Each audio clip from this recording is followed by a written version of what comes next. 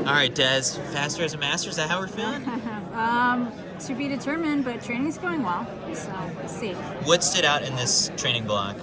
It was super consistent. Like, I think it took a while to kind of get into, and then it was just really solid across the board. So I was comparing it a lot to Boston because I thought that one went pretty well, and then the 2 weeks before were just wild, like a lot of stuff on my plate. This one got a little better towards the end, and then I didn't have a lot of stuff on my plate, so flat course, a lot of things point to having a good day.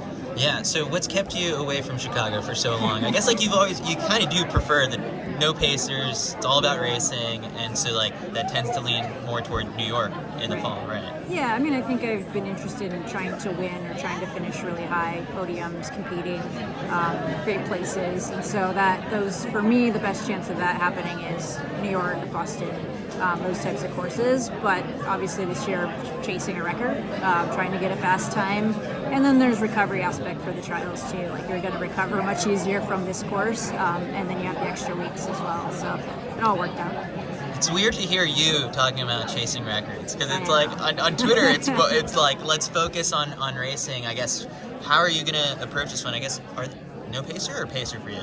I don't have a personal pacer, Okay. but I think there's going to be plenty of people looking to do what I'm doing, and I think some of them have personal pacers, so maybe I'll just leech. Yeah. Sorry. I'll chip in a little here and there. Yeah. What I guess is going to make this a successful weekend for you? I guess with all eyes, kind of most people already starting to think about Orlando. I guess like what do you want to take away from this race that will hopefully help and like get you kick-started for that next block? Yeah, I mean, I think that it's already been a success because I've had a really good build-up. I'm healthy. What I want to do is get through the half in 1:13 and then be able to compete over the second half. That would be a good day. Whether I run fast at the end of that or not is kind of, that's the icing because the training went so well. So I mean, it's just kind of fun to come out here and not have any huge goals that are defining of whether it's good or bad. But I think the one thing, I want the Masters record. Yeah. So if I get that, we'll check and call it a good day. 2:27, like, does it feel hard? I mean, you ran pretty close to this, still, I guess we're in a master yet in Boston, but like, does it feel like it's like, on a scale of 1 to 10, how tough is it to run that time? That's the problem is I'm like, oh, it's like a 1. Like, I'm just going to go out and do it. Like, I ran 2:27 low in Boston. It was windy. It's a tougher course. But I think that thinking is like the stuff that screws you. Because you're like, well, it'll be easy. And then it's not easy. It's not going to be easy. And I don't want to like have that in my mind. But the reality is like the pace I'm going out on through the half is much faster. Yeah. So, weren't you supposed to be doing trail and road and like ultra stuff by now at this point? Yeah, I know. Well, this kind of creeped up. There's always that one thing that keeps you going. Like, well, it's not a good time because whatever. And usually it's to get started, but for me, it's to get started in something else. I think even the trail.